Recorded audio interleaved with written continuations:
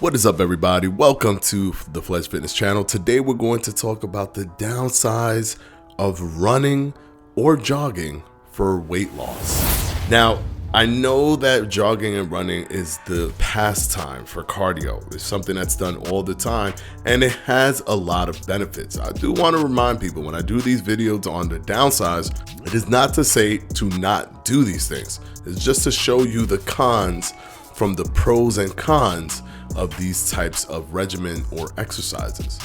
Let's go ahead and talk about number one, the wear and tear on your equipment. And with running, it's not much equipment. It's probably just running sneakers or sneakers in general. But there is going to be a quicker wear and tear because of just the design of what running is, what you're doing, the impact you're making to these sneakers when you hit the ground, and how much you're bending them or going on your toes. Just the constant kinetic impact is going to accelerate the damage of the shoes. Now, if you do a different method of movement, like walking, you could extend the lifestyle or the life cycle of your shoes or your gear, because it's much more controlled, it's less impact, and those things are easier on your clothing, easier on your sneakers. But let's go ahead and move on to number two, how difficult it is to do if you're new to running, and it can cause chronic underperformance. Now, what do I mean by this? A lot of people sometimes they want to run, they desire to run, they have a thought, oh, I'm going to run a certain amount of miles, or I'm going to run for a certain amount of time, but then they end up just running, slowing down dramatically, even stopping to like a certain degree, and just walking their way throughout the entire process. So they end up doing a short time period that should be occupied by running. They kind of occupy it with walking, and they don't get much out of it, because with walking, one of the benefits of walking is that you can walk long distances. You're not going to plan to run long distances, but you're going to plan to run short distances. So if you're planning to run short distances, but those short distances turn into just walking short distances, is not going to be helpful for you.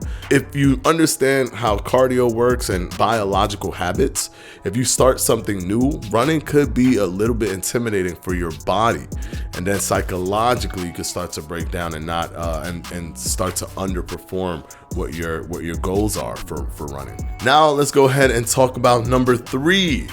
It has one of the highest percentage of negligible injury risk when it comes to cardio or exercises.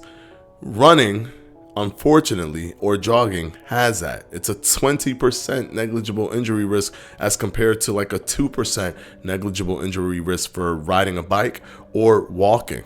So this comes with the territory. It's a high impact thing. It's a high impact exercise. So you could go and damage your knees, you can damage your ankles, you could damage your feet, you could damage your hamstrings, there's so many things that can happen when you're running, and you have to be very careful and conscious of this. This also lends to running not being the most optimal for people who are older, because they tend to be more prone to getting injuries much quicker than the average person.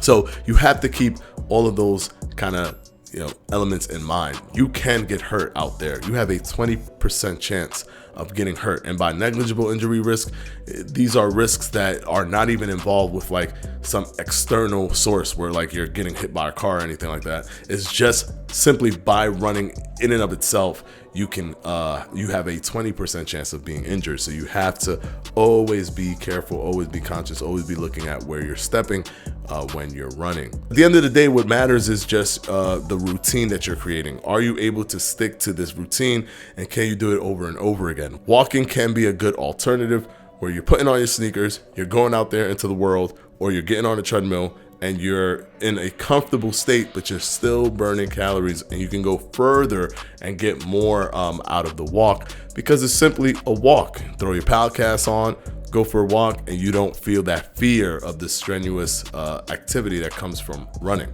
Hopefully this video has helped you guys. These were the downsides of running / jogging for weight loss. Until the next one, peace out.